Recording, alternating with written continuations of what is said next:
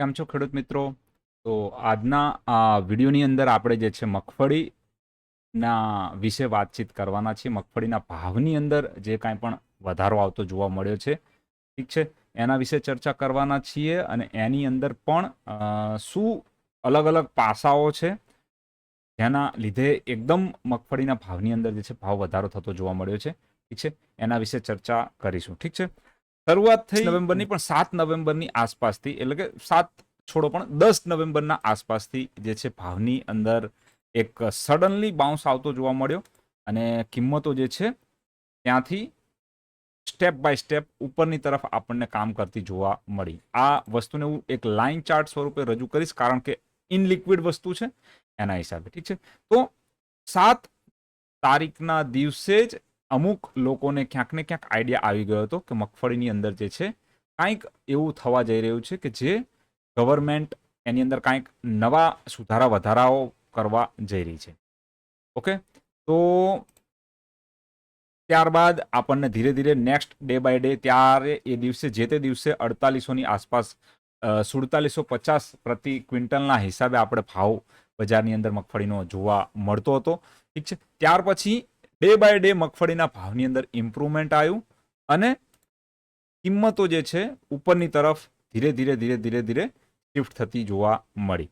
Okay, suddenly એક spike આમ તો કહી શકીએ, કારણ કે વીકલી ટાઈમ ફ્રેમમાં આપણે જોઈશું ત્યાં આપણને 2 કેન્ડલોની અંદર જ કિંમતોની અંદર જે છે, એટલે કે 2 કેન્ડલોની મુવમેન્ટની અંદર જ કિંમતોની અંદર લગભગ 15 થી 17% સુધીનો વધારો આવતો જોવા મળ્યો. ઓકે, તો એને વિગતવાર તમામ અલગ અલગ પાસાઓ સાથે જો ચર્ચા કરું છું. સૌપ્રથમ સરકારે દ્વારા જે ટેકાના ભાવે, એટલે કે એમએસપીની અંદર જે ખરીદી કરતી જોવા મળી છે, સૌપ્રથમ આ પહેલો મુદ્દો આપણે જે છે એ રહેવાનો છે. ઠીક છે, એની અંદર જો તમને વાત કરું તો લગભગ 1400 રૂપિયા પ્રતિ કિલો અથવા પ્રતિ ક્વિન્ટલે 6783 ની કિંમત જે છે ડિસાઇડ કરી છે અને 70,000 થી પણ વધુ ખેડૂતો પાસેથી આ માલ જે છે સરકાર ખરીદવાની છે. ઠીક છે, 20 નવેમ્બર 2025 સુધીમાં. ઠીક છે, ટેકાના ભાવે જે પણ ખરીદી કરી છે, એટલે એ આપણને ટેકાના ભાવ પ્રતિ 20 કિલોના હિસાબે 1400 રૂપિયા અથવા ક્વિન્ટલે 6783 રૂપિયા એ સરકાર દ્વારા જાહેર કરવામાં આવ્યો છે. કૃષિ મંત્રીએ આ જાહેરાત જે કરી છે એ લોકોને માહિતી SMS મળ્યાના 15 દિવસ સુધી મગફળી વેચવાની છૂટ આપવામાં આવશે, જેથી કરી સમય સમય પર લોકો એનો માલ વેચી શકે. ઠીક છે, એ મુદ્દા ઉપર વધારે ચર્ચા નહીં કરીએ.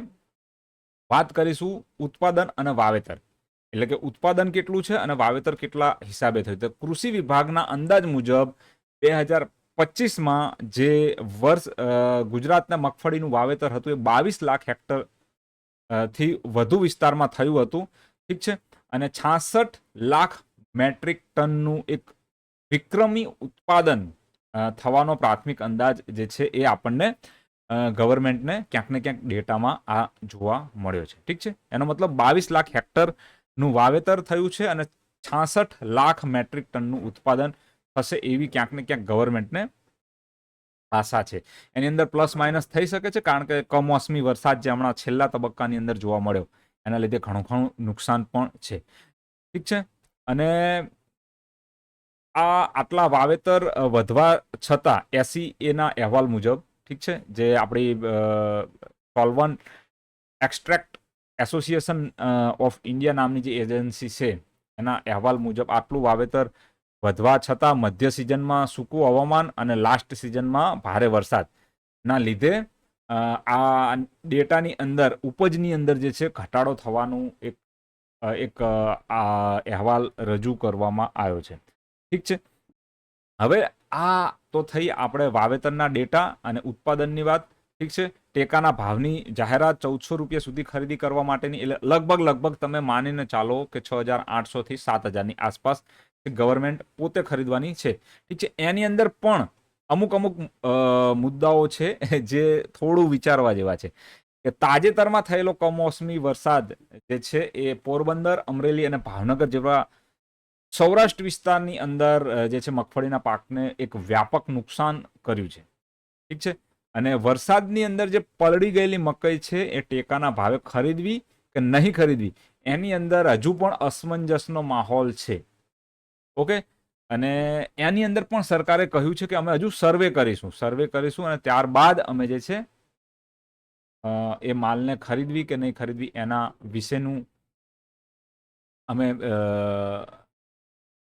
ઠીક છે રજૂ કરીશું અહેવાલ. ઠીક છે, કેટલાક માર્કેટ યાર્ડમાં મગફળી રિજેક્ટ થવાથી ખેડૂતોની અંદર પણ એક નારાજગી વ્યક્ત કરતા ખેડૂતો જોવા મળ્યા છે.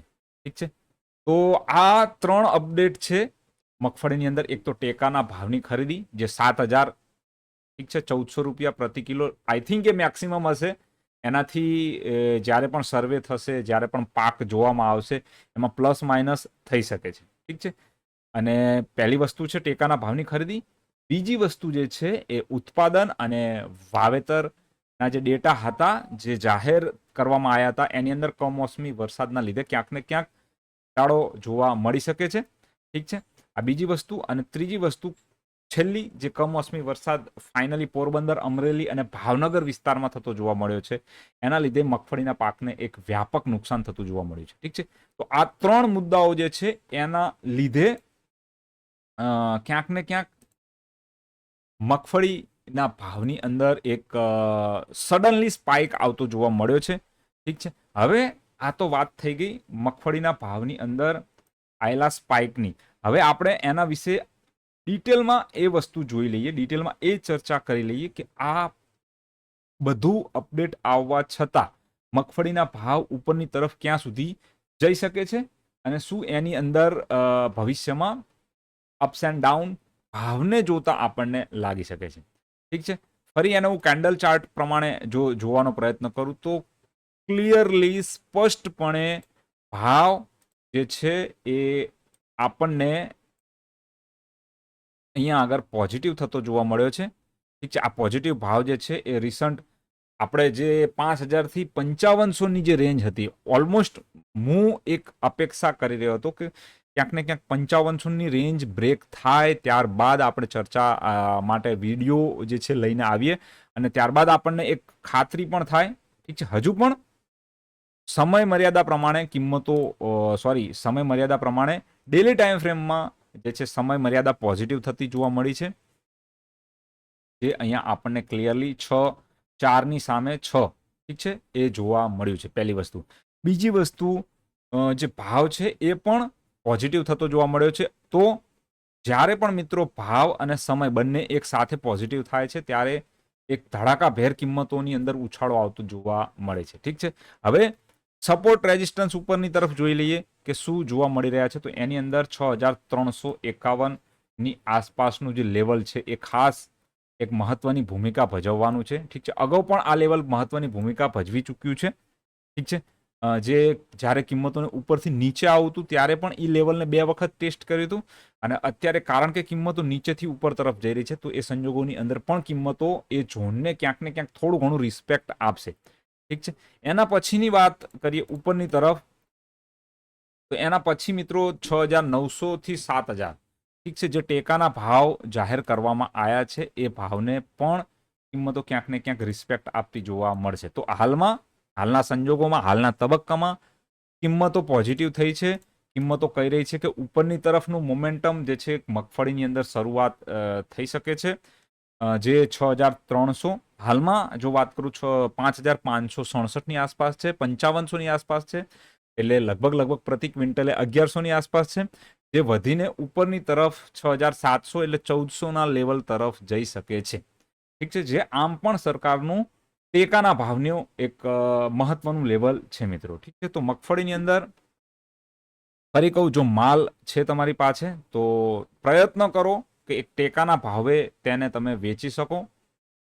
ઠીક છે, જે પણ ઓનલાઈન રજિસ્ટ્રી થતી હોય એ પ્રમાણે રજિસ્ટ્રી કરાવો. અને કારણ કે 1,400ની આસપાસ પણ જો તમને ટેકાના ભાવ મળી ગયા તો હાલના આ ભાવ કરતાં એક સારું એવું મહત્વના ભાવ તમને જોવા તો મળશે. ઠીક છે, પહેલી વસ્તુ. બીજી વસ્તુ, જે ચાર્ટ છે એ પણ વાયદાની અંદર ક્યાંક ને ક્યાંક એનસીડીએક્સમાં દેખાડી રહ્યો છે. કિંમતો ધીરે ધીરે ઉપરની તરફ શિફ્ટ થશે, જે 6,000થી લઈને ક્યાંક ને ક્યાંક ઉપરની તરફ 6,700, 6,800 અને 6,900, ઠીક છે, આ લેવલો તરફ જતી જોવા મળી શકશે. ઠીક છે, વધુ અપડેટ આવનારા વીકમાં જે પણ ભાવમાં જેમ અપડેટ આવશે તેમ આપણે એના વિશે ચર્ચા કરીશું, એના વિશે વાતચીત કરીશું. ઠીક છે, કારણ એક કન્સોલિડેશનનો ઝોન હતો અત્યાર સુધી, એના વિશે વાત કરવી કોઈ ખાસ લાભદાયક નથી.